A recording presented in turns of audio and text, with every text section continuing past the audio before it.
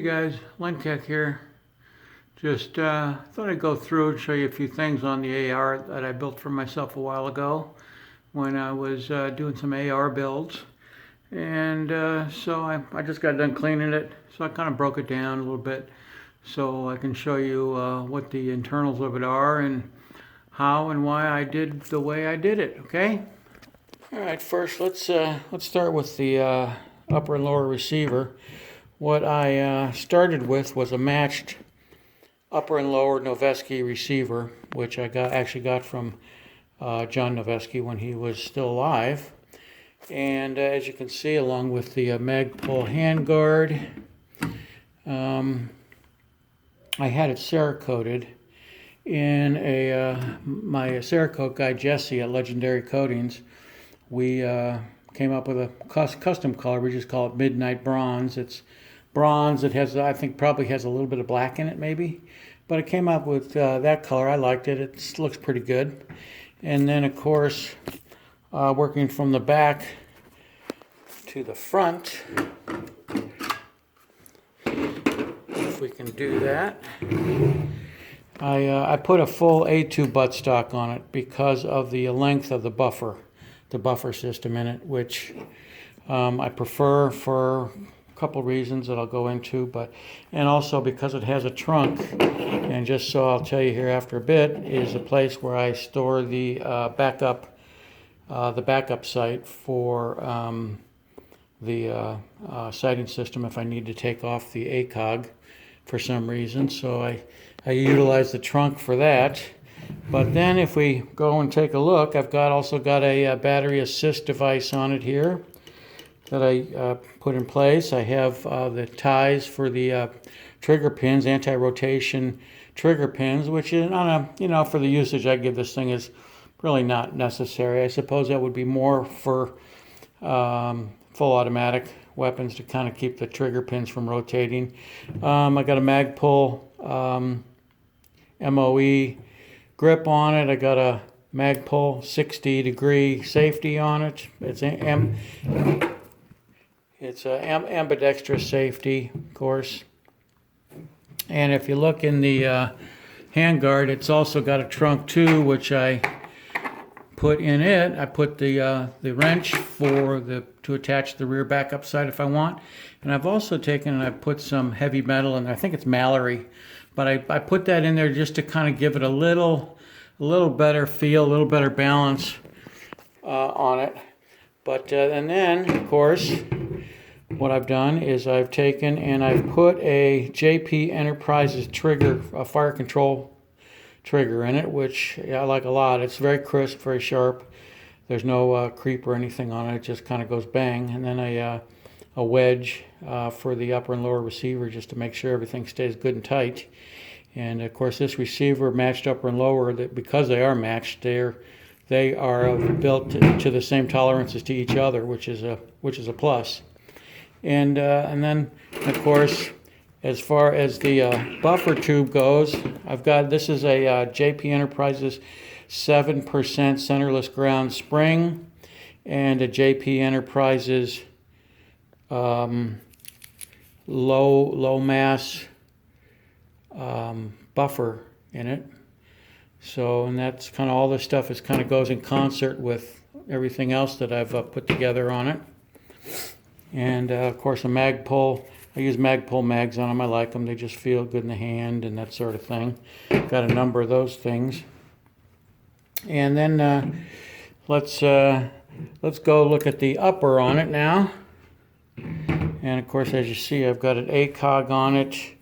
But what I've got here on the barrel, this is a Wilson Combat medium contour 1-8 twist wild chamber match barrel. It's Wilson Combat match barrel, and it has a mid-length gas system. It's not the A4 length gas system. And once again, I use that because of the specific reason for all the rest of it. It all goes together.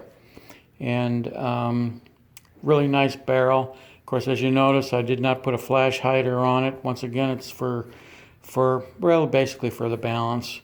But this is this upper is a Noveske. It's a Noveske modular upper, and it, like I say, it all works very nice. Of course, stainless gas tube, and up front here for the siding to go along with the backup sight for the rear, if I ever need it, is I've got a Yankee Hill steel flip-up sight that I've put a Trigicon tritium-filled front blade in it, front sight post in it, and it's steel, so it's not gonna melt down like an aluminum one if you actually get around to doing a bunch of shooting with it, like some of the aluminum ones will have a tendency to do. And then as another sighting system, I've put a Crimson Trace laser underneath on the small Picatinny rail underneath the sight assembly. So that is, and if you look, that guy, oh yeah, that thing pretty much where that thing is pointed, that is where it is going. And so that's one complete whole sighting system that is for like just if you need to use it in a real quick fashion. And then on the inside of the upper, of course, I've got a nice op rod. Got what they call a gunslinger handle on it, release, which is not overly done. Some of them are too big. They got too much stuff on it, on this part of it here, which I don't like. I just want it so that it functions properly, but that gives you just a little bit extra access to the op rod.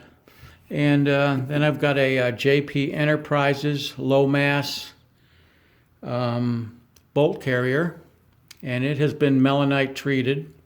And of course, which I failed to mention, was this barrel has also been melanite treated too, which I think is a fantastic process that it really aids in the barrel's longevity and wear resistance and that sort of thing. And of course, when I built this, I used all new stuff, all delta ring and nut, bolt, barrel nut, all that stuff.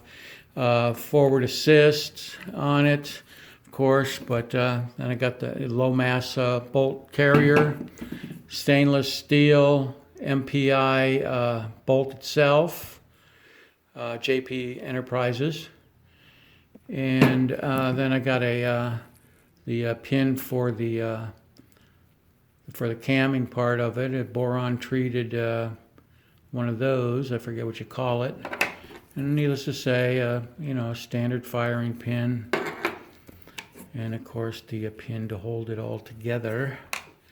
And so at any rate, guys, that's why I put that together this way. And this is my thought, and it works very well. I put the A2 length buttstock on it because it gives you a longer buffer tube. Okay, and then I put the mid-length gas port barrel on it because it gives you a longer gas system. And because the A4s, you realize the A4s would have the cutout up here. The only reason that barrel has such a short gas port is because they have to accommodate, if you're putting a 203 grenade launcher on it, that cutout in the barrel is for the clamp on the 203 grenade launcher. So the longer gas port, the better. The better the signal is, the less harsh, the less of an impact it is on the bolt carrier, the longer that gas system is.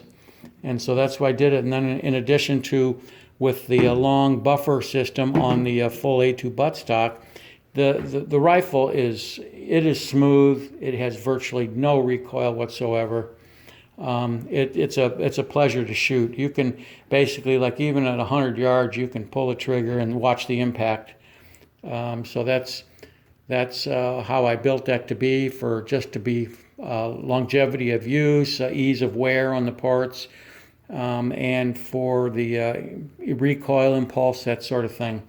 But the rifle has proved to be very accurate over time. I mean, I only got a 4-power ACOG on it now, but I have put scope on this before, and it'll shoot. It's under an MOA easily, using you know, just some 55 grain FMJs, but being that it's the barrel is a 1/8 twist wild chamber, it'll shoot 223, it'll shoot 5.56, it'll shoot pretty much anything you can run through it, and most of the time I do shoot hand-loaded ammunition through it. But at any rate, guys, that's kind of what I wanted to show you overall, how I put this thing together, and now I'm going to put it all back together and take a look. Okay, guys, and as you can see, this is one of the reasons why I built this the way I did. If you notice, this is resting solely on the magazine, 20 round Magpul magazine, and it's perfectly balanced. It just doesn't, it's not front heavy, not rear heavy, it just is completely neutral in that respect. And of course, as you can see there, it's still perfectly balanced even when the bolt carrier is in the rear position. See, so that's one of the reasons I did that. That's another reason I did it. That's a little reason why I put some heavy metal in the grip. So, at any rate, guys, that's how and why I put this thing together.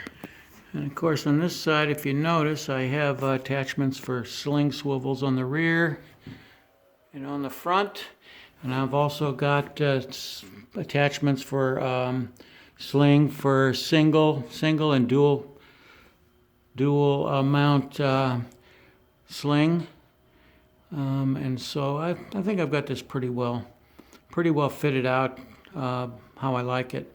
So anyways, guys, that's how we take a look at it.